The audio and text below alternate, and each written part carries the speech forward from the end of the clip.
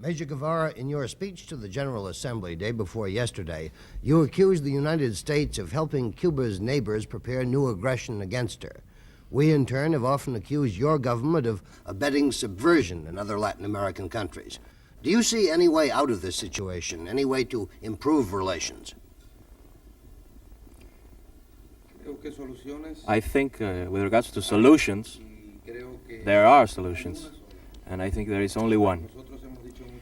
We have said repeatedly to the government of the US that we do not want anything but to forget us, that they do not consider us even for good or evil. From New York City, Face the Nation, a spontaneous and unrehearsed news interview with Ernesto Che Guevara, Cuban Minister of Industry. Major Guevara will be questioned by CBS News United Nations correspondent Richard C. Hottelet, Ted Schultz of the Washington Bureau of the New York Times, and CBS News correspondent Paul Niven.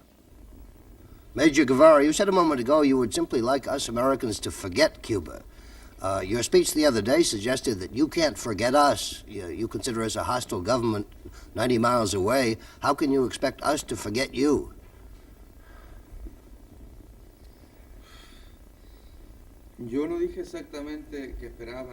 I didn't say exactly that I expected to forget us.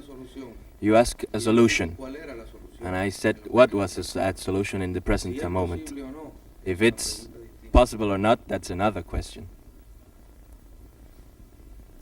Major Guevara, on several opportunities recently, Premier Fidel Castro has suggested in interviews with visiting newspapermen and on other occasions that a new effort be made to normalize relations between Cuba and the United States, particularly in the field of trade and exchanges. As an economist, do you feel yourself that a resumption of relations of this nature would be useful or welcome for Cuba? In other words, would you like to see the relations normalized?